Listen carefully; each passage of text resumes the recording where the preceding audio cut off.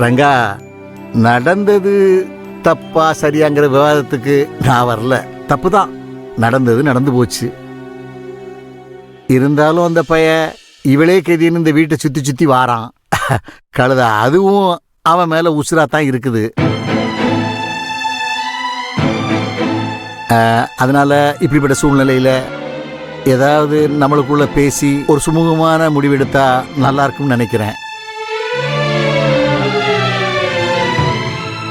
அதுக்காக உன்னை எடுத்தோம் கௌத்தம்னு நான் முடிவெடுக்க சொல்லல. ஏற்கனவே நம்ம குடும்பத்துக்கு சோதனை மேல சோதனையா வந்துகிட்டு இருக்கு. போதா குறைக்கு இவ பிரச்சனை பெரும் பிரச்சனையா இருக்கு. அதனால எனக்கு தெரிஞ்ச ஒரு ஜோசியர் மேலூர் சீதாராம, அவரை போய் பார்த்து கேட்போம். அதுக்கப்புறம் நீ என்ன முடிவெடுக்கிறியோ எடுத்துக்க. அவளுக்கு மட்டும் இல்ல, ராகினி, ரூபினி, கதிரன்னு எல்லாரோட ஜாதகத்தையும் எடுத்துட்டு போய் பார்த்துட்டு வந்துருவோம்.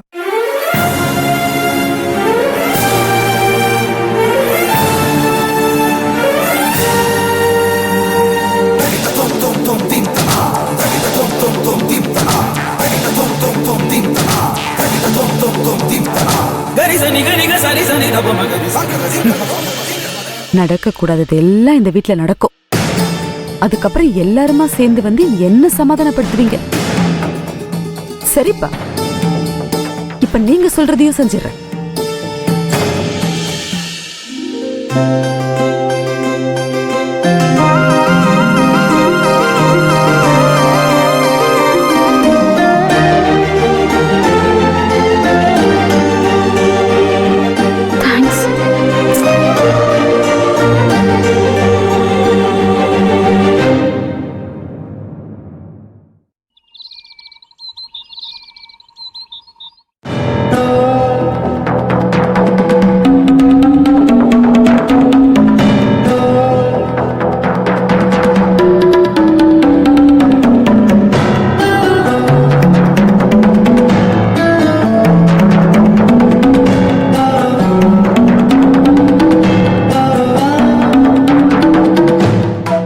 ஐயா, இது என் மூத்த பொண்ணு ரோகிணியோட ஜாதகம். அவளுக்கு இப்பதான் கல்யாணம்னு ஒண்ணு ஆச்சு.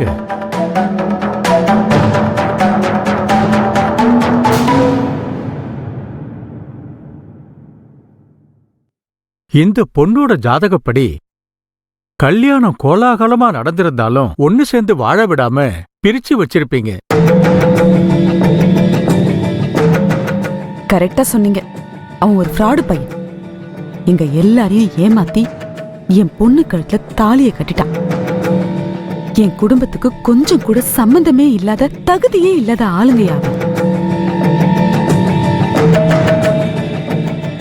அவனை எப்படியாவது இவ வாழ்க்கையில இருந்து விரட்டி அடிக்கணும். நாங்களும் என்னென்னமோ செஞ்சு பாக்குறோம், ஆனா அவன் போகவே மாட்டேங்கிறான். இதுக்கு நீங்க தான் அவ ஜாதகத்தை பார்த்து ஏதாவது ஒரு நல்ல வழியா சொல்லணும். மாப்பிள ஜாதகம் இருக்கா? அவனுக்கு அப்பன் அத்தா ஊர் பேரே தெரியாது. இதுல ஜாதகம் எங்க இருக்கு போது? அதெல்லாம் ஒண்ணும் கிடையாதுங்க. இருக்கு, இந்தாங்க. பேரு அருண்குமார், கடகராசி, ஆயில்ய நட்சத்திரம்.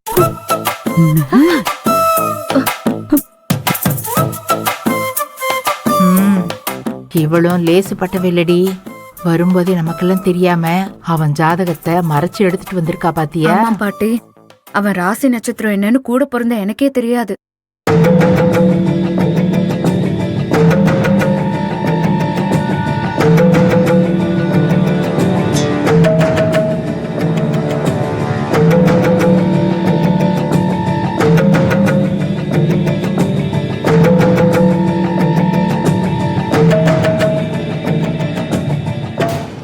இவங்க 2 பேரும் சேரணுங்கிறது தான் விதி.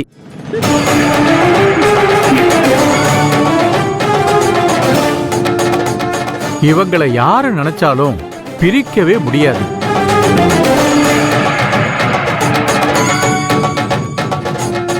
அவ்வளவு ஏன், இந்த பிரபஞ்ச சக்தியே பிரிக்க நினைச்சாலும் தோத்துதான் போகும்.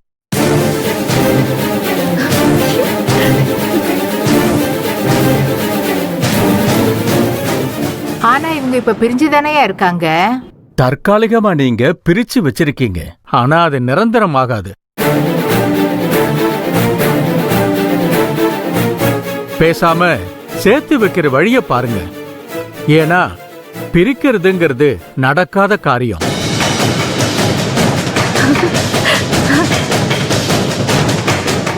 சொல்ல போனா பிரிச்சு வச்சாலும் சேர்ந்திருந்தா என்னென்ன நடக்குமோ அது எல்லாமே நடந்தே தீரும். நல்ல வார்த்தை சொன்னீங்க. உங்க வாய்க்கு சக்கரை தான் போடணும். தப்பா நினைச்சுக்காதீங்கம்மா. எனக்கு 6 மாசமா ஹை சுகர். சர்க்கரைய கண்ணால கூட பார்க்க கூடாதுமா. ஒரு பேச்சுக்கு சொன்னேங்க ஐயா.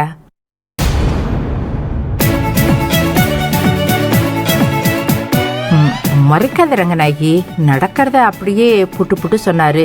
அதனாலதான் சொன்னேன். ஐயா, நீங்க தெளிவா சொல்லணுங்கிறதுக்காக நான் கொஞ்சம் விளக்கமாவே சொல்லிடுறேன். எனக்கு பிறந்த தருதல பைய பெரிய நம்பிக்கை துரோகத்தை பண்ணிட்டு ஊரை விட்டே ஓடிட்டான்.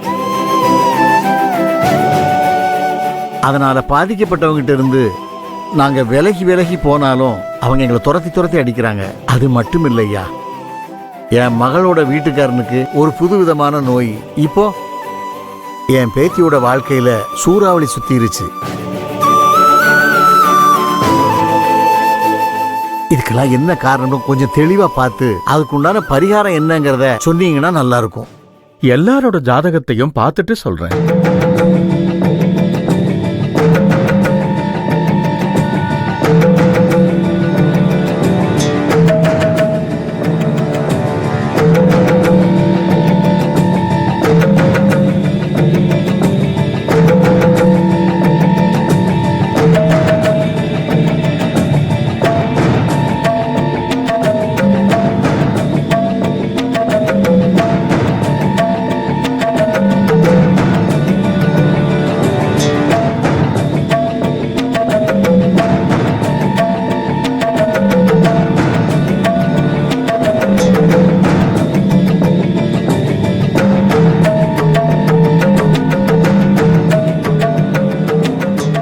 ஒட்டுமொத்தமா எல்லா ஜாதகத்தையும் வச்சு பார்க்கும்போது உங்க குடும்பத்தை ஒரு பாவம் சுத்திக்கிட்டு இருக்கு.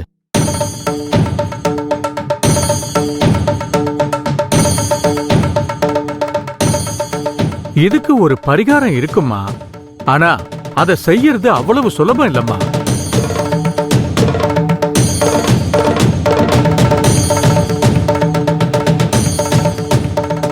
உங்க குடும்பத்துல ஒருத்தர் தன் தன்மானத்தையும் கௌரவத்தையும் விட்டுட்டு குடும்பத்துக்காக குரு பகவான வேண்டிக்கிட்டு 9 வீடுகள்ல யாசகமா பணம் வாங்கி அந்த காசுல வாங்கின அரிசியில பொங்கல் வச்சு குரு பகவானுக்கு படையல் வச்சா உங்க பிரச்சனையெல்லாம் ஒவ்வொன்னா தீரும்.